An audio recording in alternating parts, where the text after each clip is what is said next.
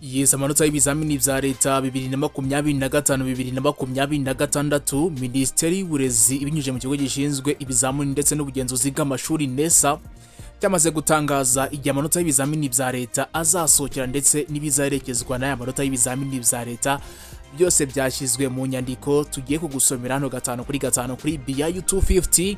Wowe niba utarakana subscribe ihutire kwikanda kugira ngo ibi byose bijye bikugeraho gatanu. Ndizera ko umeze neza abaherereye iburasirazuba, iburengerazuba, mu ntara y'amajyepfo ndetse n'iy'amajyaruguru. Mwese ndizera ko mumeze neza kandi gatanu ndahonje ujya kukugezaho iby'inyanzuro y'amanota y'ibizamini vya leta ndetse n'ibizaranga gusohoka kwa y'amanota 2025-2026 n'amanota yuzuyemo ibitangaza n'amanota yuzuyemo impinduka nyinshi zitandukanye.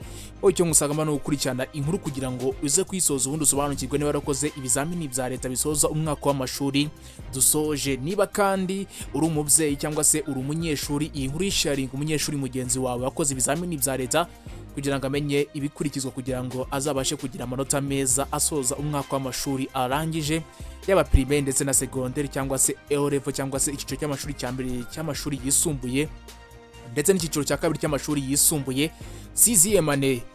Amanota y'ibizamini vya leta mu mashuri abanza primary living education n'ibizamini bisoza icyiciro cyambere cy'amashuri yisumbuye A level za 2025-2026 azatangazwa kuwa kane ku itariki 20 Kanama saa 8 z'amanywa.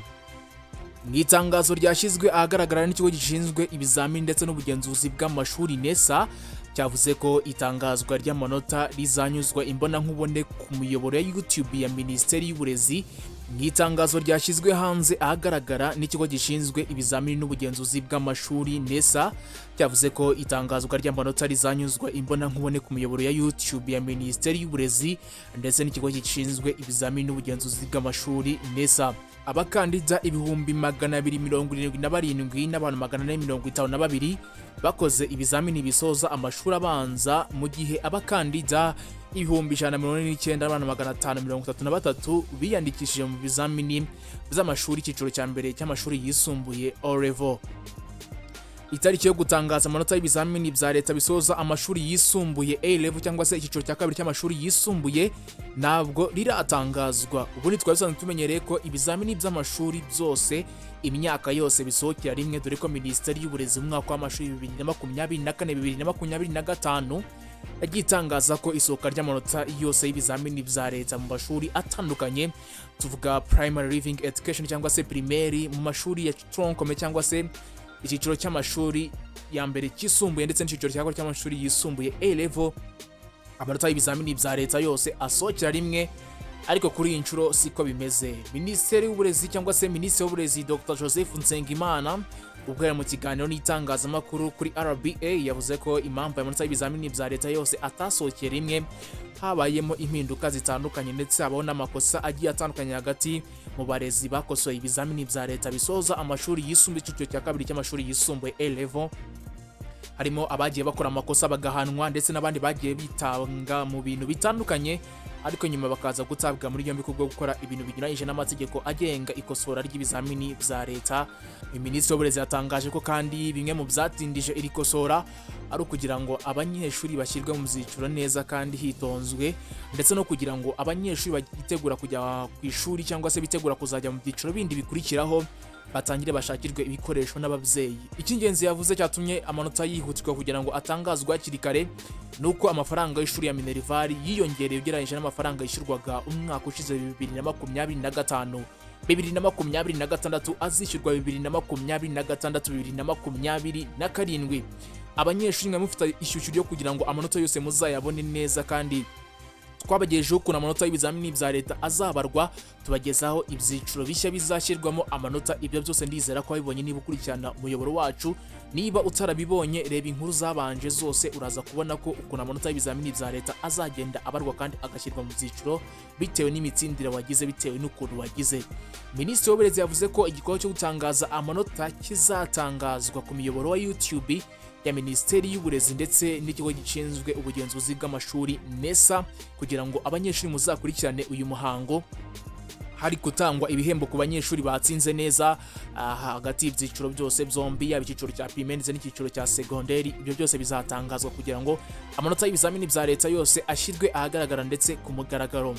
Yavuze ko mu ikosorwa ry'amanota cyangwa se mu ikosorwa ry'ibizamini bya leta bisoza ibyiciro byombi nta ereri zagiye zigaragaramo nko ku ikosora ry'icyiciro cya kabiri cy'amashuri yisumbuye A level ryagiye rigaragaramo. Abarezi ndetse n'abandi bakosoye bagiye babigaragaza ubwo umuyobozi ushinzwe ibizamini n'ubugenzuzi bw'amashuri NESA, umuyobozi mukuru w'iki kigo, yatangazaga impapuro cyangwa se impanuro zigaragaza bamwe mu barezi bakoraga ibintu bidakwiye, dore ko yabibukije ko izo ari inzozi z'umwana z'ejo hazaza bafashe mu ntoki mu gihe bafashe uru rupapuro bamufatira imyanzuro, kugira ngo natwe tuzamufatire indi myanzuro ikurikiyeho tumuteganyiriza ibyo aziga cyangwa se tumuha ibyo yahisemo kuziga, ko aba ari inzozi ze abafashe mu ntoki, aba agomba kuzifata neza kandi akazisigasira kugira ngo ejo h'umwana hazakomeze hagende neza. Banyeshuri mwe mufite amatsiko y'itariki zo gutangarizwa k'amanota, ndizera ko waribonye. Ni itariki 20 z'ukwezi kwa munani 2026 ku isaha y'isa 8 z'amanywa. Ni amanota azayunzwa muri systeme ya SDMS isanzwe inyuzamo amanota y'ibizamini bya leta. Uzajya kuri Google yawe wandikemo SDMS ubundi ukurikize ibikurikizwa kugira ngo ubashe kubona amanota yawe y'ibizamini bya leta. Ikitonderwa, ugomba kuba ufite ugomba kuba uzi index number yawe kugira ngo amanota yose uze kuyabana neza 5/5, kandi ugomba kujya ku irembo kugira ngo uhabwe icyangombwa kizagufasha kugira ngo ubone ikigo cy'amashuri wakorewe cyangwa se wahawe. Utagiye no kuri telefone yawe ushobora kubyikorera ukajya ku irembo ubundi ukabasha kubona amanota yawe y'ibizamini bya leta bisoza uyu mwaka. Ndizera niba wasobanukiwe, ndizera ko wasobanukiwe n'amakuru abagezweho ku mbuga nkoranyambaga zitandukanye. Iby'amanota bisoza icyiciro cya kabiri cy'amashuri yisumbuye A level byose nabyo nibitangazwa na Minisiteri y'Uburezi, byose nzabikuzanira 5/5. Mwibutsa ko zimwe mu impinduka zagaragaye mu burezi, ndizera ko wazisobanukiwe. Iby'amanota y'ibizamini bya leta byo ndizera ko wabisobanukiwe. Niba kandi uri umunyeshuri warabibonye ko muzajya mutaha ku isaha y'isa 9 gutaha ku isaha y'isa 11, ndizera ibyo byose warabibonye. Ndizera ko wabonye ko kandi ku munsi wo kwa gatanu ari gutaha ku isaha y'isa 9 n'igice. Ndizera ko kandi wabonye ko amasomo amwe namwe yagiye agabanywa kubera ko mwananizwaga. Byatangajwe na Minisiteri cyangwa se na Minisitiri w'Uburezi Dr. Joseph Nsengimana. Ndizera ko izo update zose urazifite 5/5. Niba hari ikibazo ufite muri izo update, nyandikira muri comment ubundi nze nkusobanurira ese impinduka zagiye zigaragaramo nizihe. Kandi niba utaranasobanukiwe, jya muri video zacu zabanje, byose urabasha kubibona. Icyo ngusaba ni ukanda subscribe. Uramutse ushaka kwamaza mu makuru yacu, duhamagare kuri 07 47 19 39 naho nge twabanaga muri gahunda y'amakuru yaragezweho ku bitangazamakuru bitandukanye. My name is Muburyo, ndabashimiye, mugire ibihe byiza.